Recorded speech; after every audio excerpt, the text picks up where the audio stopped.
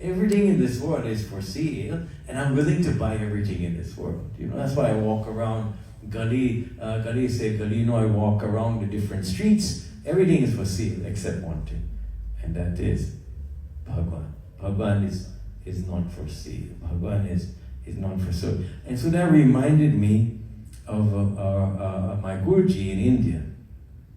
And so on. When I had my Upnayan Sanskar, I had my Guruji, and he was Pandit Tribhuvan Prasad, nice man, beautiful man. He was such a father figure. You could, in the middle of the street, in the busiest of all places, you can get on your knees and bow to his feet, because he was such a humble and loving person, such a good man of character, just good quality. And but when I went to India, I had to find a Guruji there as well. And this individual was like that, very educated, very knowledgeable. When you looked at him, he looked like a simple person, like he didn't have anything much. But he was rich. He was rich in what? In knowledge. He was rich in knowledge. He was a retired Jyotish professor, and his name was Pandit Indu Shekhar Pandit, and his richness was in here. So he told me on my first meeting, when I asked him what his tuition rate was, how much he charges to teach, and he said to me, Tiwariji, the Vedas are not for sale. You hear that? The Vedas are not for sale. And so I was kind of taken back. Why is he telling me this, So listening to the story as I'm coming here and remembering what Guruji had said, there is no difference in the scripture and Bhagwanji. They're one in the same. Except in this Kali Yuga, greater importance and greater value and greater weightage is given unto the word of Bhagwan than even his form. So there is greatness, much more so in the divine words of Bhagwan, which is found where? In the scriptures. And that is the Vedas, the 18 Puranas, the Upanishad, the Shrutis, Smritis, the Mahabharata, Ramcharitmanas, Srimad Bhagavad Gita. All of that is even greater than the form of Bhagwan. And either one, they're not for sale. So how do you gain Bhagwan? You gain Bhagwan by becoming a magnet. How do you become a magnet? That's a kind of a weird one. By allowing love to develop in your heart. Love not for the materialism of this world, but love for who? For Bhagwan. Hari Vyapaka Sarvatra Samana Premate Prakato Mai Jana. Where do you find Bhagwan? Where there's love. Where there's love. And this great devotee, so fascinated he was with the attractions of this world, that he saw this beautiful lady and he followed her. He followed her and he went to her home. And back then the home had big gates, It had with doors. And so the outer parameter of the home had a wall and door. And so she went into the home and she closed the door, and he was left stranded out by the door. He was following this lady, And he was most disheveled. He had long hair, his clothes all torn up and thing, And then he knocked on the door. And the lady comes and she looks at him and she thinks he's a sadhu. He's a sadhu. And brings him into the house, give him a good seat to sit on, and brings water and washes his foot and bring water to drink and bring food. And treated him in the most noblest of manner. Beautiful hospitality. She looked at him as a Swami, as a good person, a noble person, a sadhu. And he looked at her in different ways. He saw a beautiful lady. See? And I was sharing this thought with someone else. in that when God looks at us, He doesn't see negativity. God doesn't see our shortcomings. God doesn't look at us and say, you're short or you're not rich. He does not see our frailties. God doesn't see the negative aspect of us, but He sees the positive things. That is why we are so weak in our thinking that we are quick to look at the negative aspect of somebody. We are also judgmental, and we fail to realize that we are worse than that individual that we're judging.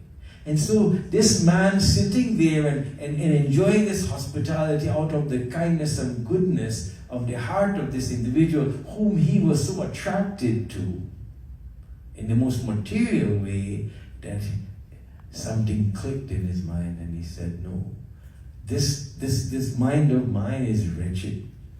And I've got to put an end to this. And the best way to put an end to this is to close off the thing that allows all these negative depictions to come into my thought process. And so he asked the lady for 2 needles. 2 needles, yeah.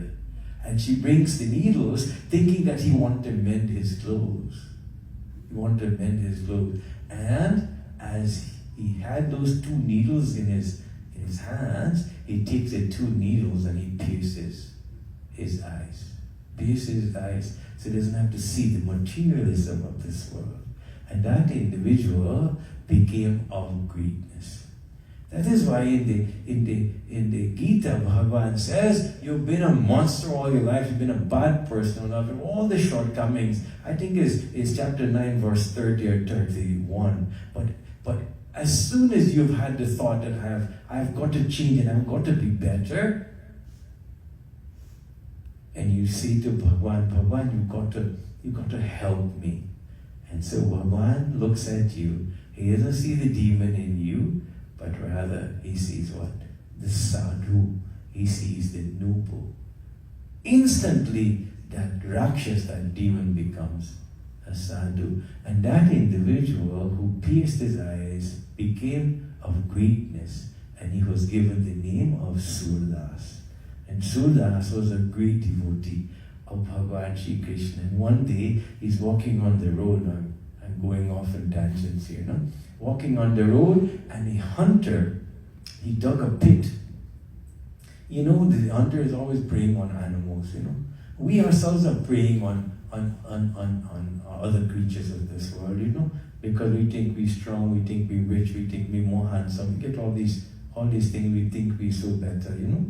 And so he's preying on the little animals, and he's hoping he's going to catch one by digging a hole, covering the pit with branches and leaves and all that. And what happens? Surdas, he's blind and he's walking, and he falls right into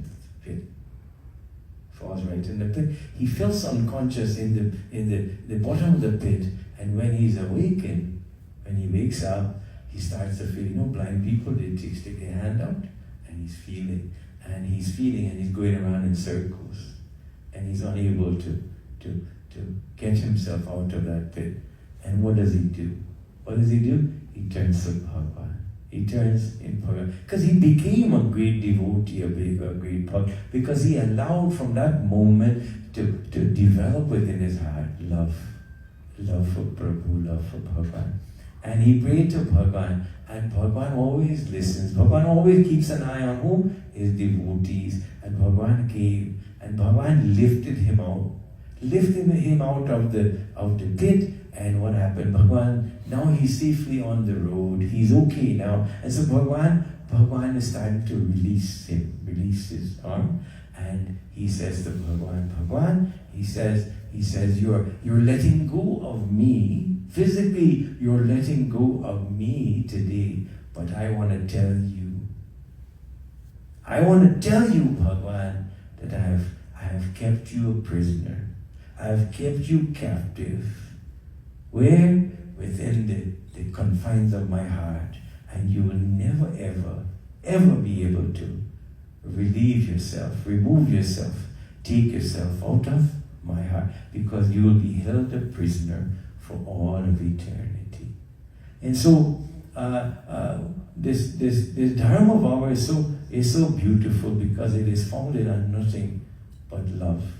And the more love you have for Bhagwan and for your fellow brothers and your fellow sisters and God's creation, the more beautiful you become. Why is that? Because it increases the measure of His divinity within you. And so I want to ask you to join with me as you have chosen beautifully in this month of Magh on this Purnima, which is so blessed that we ought to focus on Bhagwan Hari, Bhagwan Vishnu, Bhagwan Satya Narayan Ji. And it says in this mantra, it says here in this mantra, Om Namo Bhagavate Vasudevaya Dhyayet Satyam Gunatitam Gunatraya Samanvitam Dhyayet Satyam Gunatitam Gunatraya Samanvitam Lokanatham Tilokesham Kaustubha Bharanam Harim Om Namo Bhagavate Vasudevaya. Satya Swarupa. He is the form of what? Satya. Satya. Truth. Guno se atit, and all the qualities, all the most noble. As the milk is boiling and the cream comes on top, we are all excited about not what's left at the bottom, but what's left on the top. So Bhagwan is the cream of the milk, the most beautiful, the most sweetest, all the finest of qualities, the most regal, the most noblest, that is found where? In my Prabhu. Tino Guno Sahit, and he is with what? The Tino Guno. What is that? Come on. Satogun, Rajogun, Tamogun. And so while this Maya and this world and all of us are entangled in this jal, in this net of these three qualities that makes it very difficult for us to live our lives, Bhagavan remains above. He is the Lord of the three gunas. He is the Loki ke Swami, the world below this world, the world above. In fact, devotees, there are 14 spheres, and all of creation and beyond, who is the Lord Master? It is Bhagavan. It is Bhagavan. All these individuals throughout the history of our dharma, they all want to become Him. But you know, Ekam Brahma Dvitiya Nasti, there is no two, there is only one. And He reigns supreme. He is the master of all. Kaustubha Mani Dharan, and He has the Kaustubha Mani. He has this beautiful gem that is on his body. Neela Varana, his complexion is what? Is blue. Yeah. Pitambar Dhari, and he loves, when you do his puja, you got to get Pitambar. He's fashionable, you know, Bhagwanji. He likes to dress nicely. And so you got to get a silken, a yellow dhoti for Bhagwan. So you got to get the very best of Basta because he is deserving. Lakshmi or Brigu Lata se Rangrit Vakshastal Vale, and Lakshmi Ma is always where? Is always with him, caressing his feet. And Brigu, the great saint, the greatest saint, came and he thought that Bhagwan was ignoring him. And so what did he do? He got very upset. In anger is so destructive. In anger, he gave Bhagwan a kick. Could you imagine that? What nerve. And instead of Bhagwan being offended by the king of this great rishi, Bhagwan was worried more so about the impact, the pain that would be caused on his foot. Bhagwan did not want him to suffer. This is how compassionate he is. Govind. Gokul ke Anand. He's the one who has bestowed happiness and bliss to where? To Gokul and his inhabitants. This Bhagwan, Pujit Bhagwan, Brahma Adi ko se Pujit. Brahma and all the devatas, they do what? They worship him. This Bhagwan is worshipped by all these divine deities, the divine individuals, Brahma, Shiva, Shri Hari ka dhyan kare, and they not only worship him, but they spend every moment contemplating, meditating upon him. This is the greatness of this Bhagwan that we have all come tonight on this cold night to celebrate and to worship. And that is why we should commend ourselves, you know. We should commend ourselves because we have done that which is righteous and beneficial to our existence. And that is what we have to keep in mind. How can we do the best so that we are not only this material existence of ours, but our spiritual existence is enhanced in the most beautiful way. And so Bhagwan, through his grace, through his blessings, he has allowed us to be with him tonight, to celebrate him in this divine form. And let us do this. Let us meditate upon him. Let us call upon him. Let him know how much we love him, how much faith we have in him, and ask Bhagwan for his graces, his blessings. Om Namo Bhagavate Vasudevaya Dhyayet Satyam Gunatitam Gunatraya Samanitam Lokanatham Tilokesham Kaustubhabharanam Harim Neelavarnam Pitavastram Srivatsapada Bhushitam Govindam Gokulanandam Brahmajayrapi Pujitam Om Namo Bhagavate Satyadevaya Namah Om Namo Bhagavate Satyadevaya Namah Om Namo Bhagavate Satyadevaya Namah. Shri Satyanarayan Bhagwan ki jai. Dhyanante Pushpam Samarpayami.